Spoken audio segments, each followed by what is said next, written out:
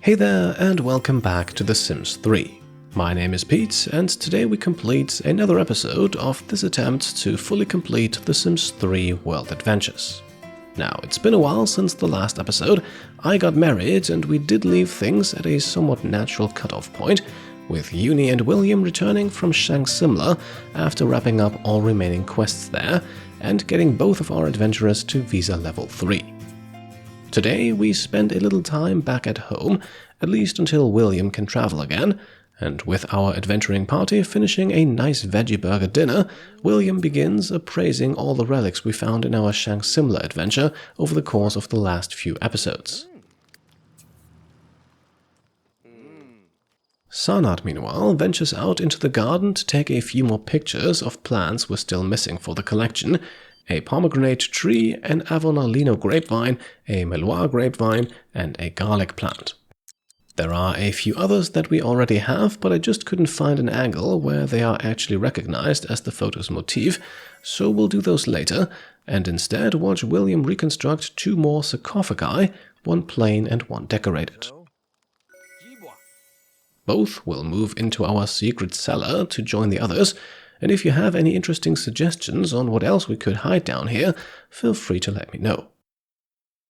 From William's inventory, we can also move all of his nectar bottles into our nectar racks. He found quite a few around Shang Simla, and this goes a long way towards completing Fabien's lifetime wish of having 50 bottles and a total nectar value of 10,000 simoleons collected. In fact, this goes to show that in order to complete that wish, you don't even need to invest in nectar making at all, as we are already more than halfway there, and we will find more bottles throughout our adventures, I'm sure, especially in France.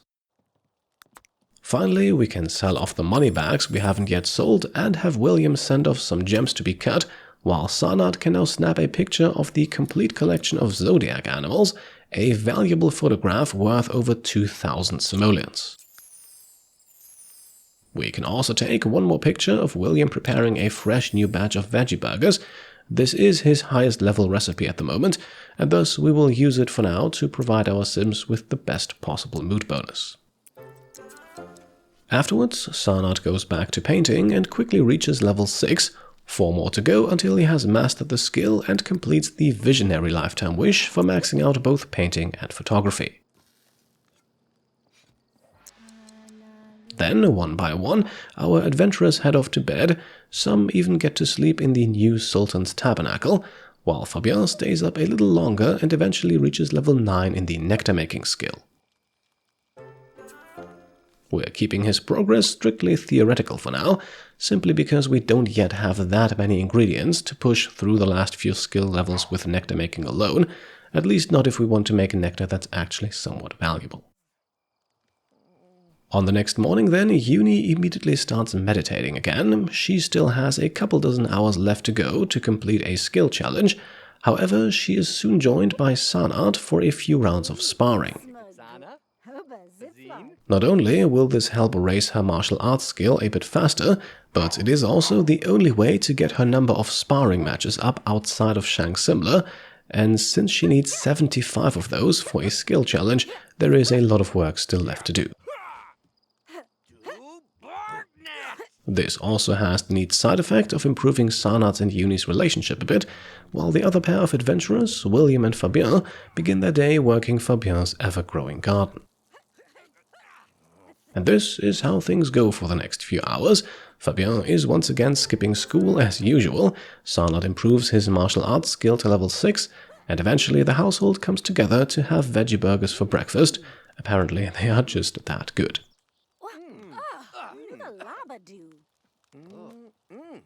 Afterwards, Yooni and Sanat go back to sparring, and it doesn't take long until it finally happens. Yooni Iroki reaches level 10 in the martial arts skill.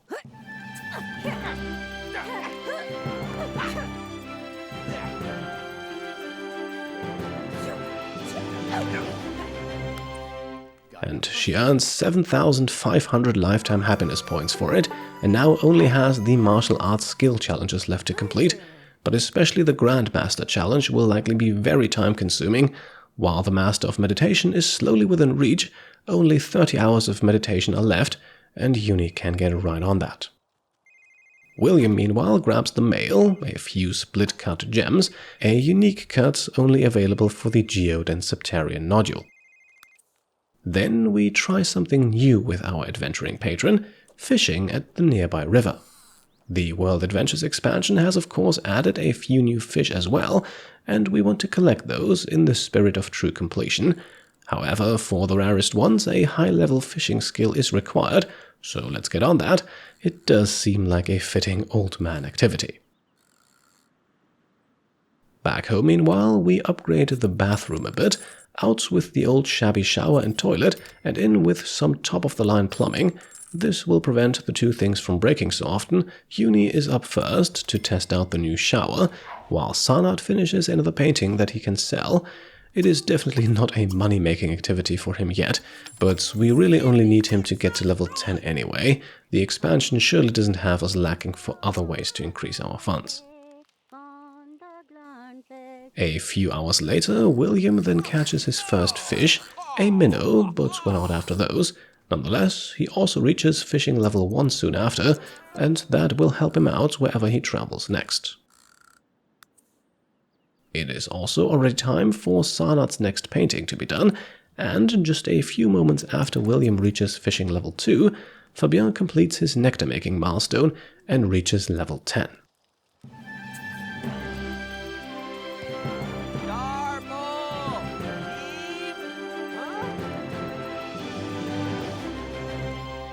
At this point, he can finally use the full potential of all fruits available to him on his way to complete the 4 skill challenges here.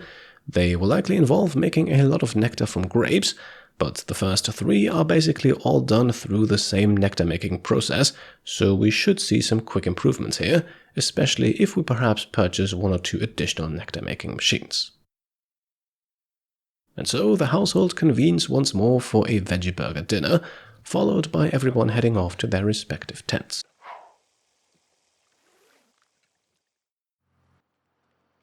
Very early on the next morning then, we can watch as Yooni enters the local restaurant. We're becoming a partner here, business number 4 in town. But that is not enough. William also pays a visit to the spa with the very same intentions, that is to fulfill a wish that both Sanat and Fabien have, to partner with 5 businesses in town. And especially for Sanat, we need to free up those wish slots, as we will need them very soon. Back home, meanwhile, Fabien enters his nectar cellar, just as Yooni signs the restaurant deal, and a few moments later we can watch him squish fruit for a new batch of nectar, as William completes the other partnership, and we have another high-value wish fulfilled. For this batch of nectar, we then pick mass produce, because at the moment we are all about quantity for those skill challenges, but at skill level 9 we also unlocked extended nectaration, an increase to quality at the cost of nectar making time, not quantity though, a good pick if you want to make high value nectar without sacrificing the number of bottles. Back upstairs we then see some skill progression. William improves his gardening to level 5 and Sanat gets extremely close to painting level 7, but unfortunately finishes his work just before passing the thresholds. Now that doesn't matter much, he will get there eventually.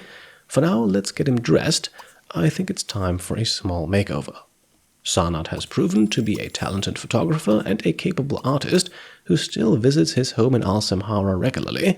So from his old, rather uninspired outfit, we change him into something a bit more artsy and colorful, while still sticking to his Simhara roots, as this is an outfit many of the locals also wear. And with that, it is now time for Sanat to go on the trip where he proves to William that he is a capable adventurer, just like Yooni did before him. He has all the necessary adventuring equipment already in his inventory. Now he grabs the tent, of course not before snapping a picture of it, and then we book a trip to Egypt. Since money is becoming less and less of a concern, we go for the maximum of 11 days here. I'm not sure if we'll need it, but the extra 600 simoleons won't hurt us. And so we watch as William and his protégé Sanat Huja enter the taxi and shortly after arrive in Simhara. William immediately has his sights set on entering a tomb. Don't forget, he needs to complete 6 of them in each location, but first he fulfills a wish, before said completion is then easily achieved by just walking into the small tomb's treasure room.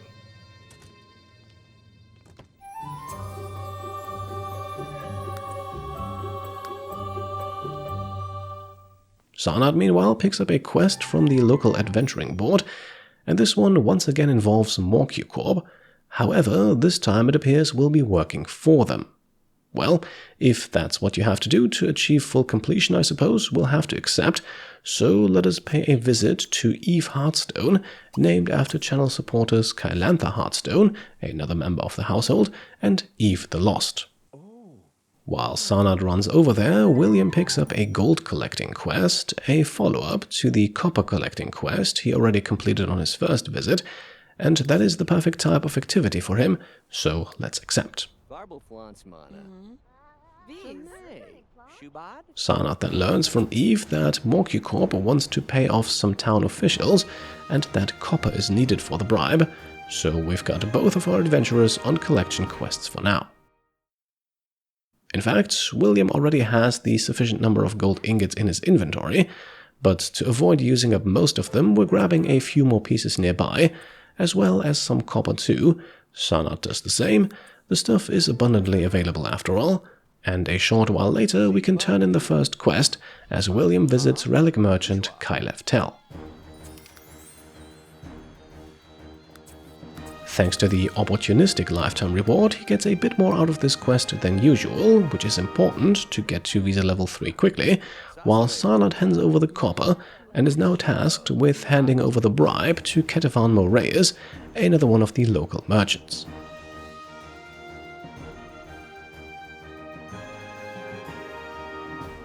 We find him outside his home and deliver the package, and now it's time for a hacking mission. Just like we did in the MorcuCorp HQ, we now need to infiltrate their opponent's base of operations. While Sarnat makes his way over there, William picks up the next collecting quest, in which Kylef Tell asks him to find 2 pieces of the very rare Mamitomium.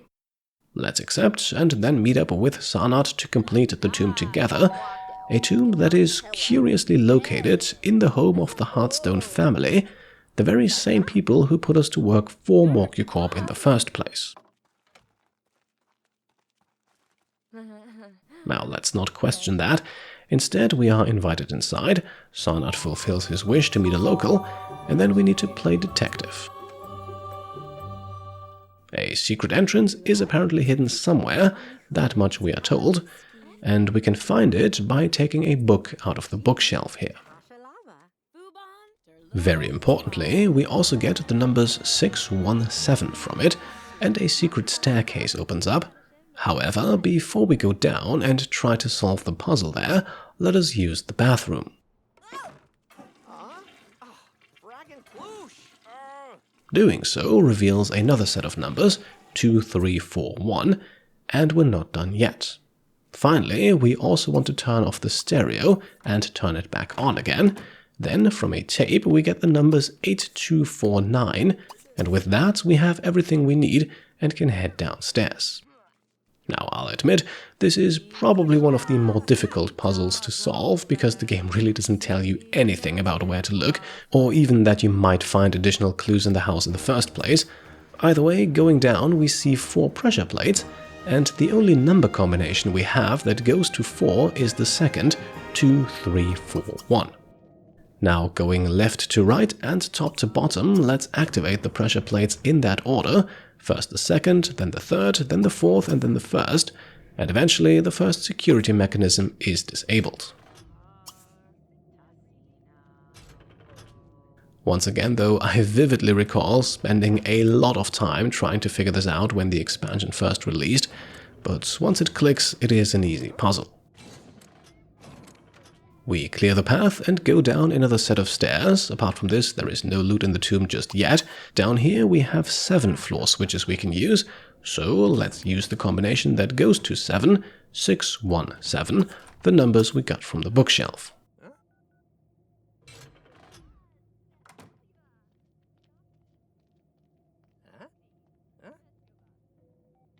After activating the switches in that order, we can head down one more level to find 9 switches in this room. Let's activate them in order according to the code 8249, like the code on the tape recording. By the way, if you ever mess up, you can reset the floor tiles with the pressure plate in the lower right corner.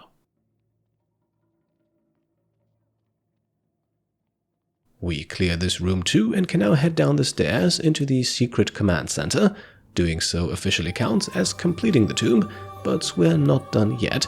We also need to hack the computer, while William gets his hands on some loot.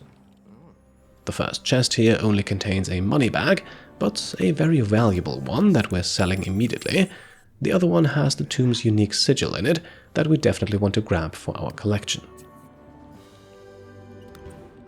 A few moments later, Sanat finishes the hack and we can now leave, but not through this door here. That only reveals a bathroom. Very conveniently, we then meet our quest giver Eve Hearthstone right upstairs and can report the news of the command center in her home. I have to say, if I was MorcuCorp, I'd really look closer into my employees. Anyway, our next task is to convince 5 locals that MorcuCorp is not really that bad. I do feel a bit conflicted about this, but Sanat is a charismatic fellow and he should be fine. Before we get to work though, let's snap a picture of the Hearthstone household kitchen for the kitchen kitsch motif, and then grab a plate of autumn salad for dinner, both with Sanat and William. Afterwards, we call the entire household and, crucially, their guest too out into the front yard for a picture. It is a bit chaotic, but managing to get 4 Sims that you don't control into the same frame is difficult enough as it is, and we needed this for the group of Sims motif. Then we head over to the marketplace, set up our tent and get some rest, and I think that's enough for today. Next time then we'll really get the adventuring started. I leave you now with some fan art that I also already shared in one of the last RimWorld episodes, a Sims 3 RimWorld crossover by Tony Murchison featuring William Picking accidentally landing in the Scarlands and quickly turning around and leaving again. So thank you for that, and I hope you enjoyed the episode. If you did, then I would be very happy if you could leave a thumbs up. Of course, if you like what I'm doing and want to support me and my channel further, you can also go ahead and subscribe to stay up to date, grab some merch over on shop.petecomplete.com, or become a channel member or Patreon supporter. Thank you all for watching, and I'll see you next time. Cheers.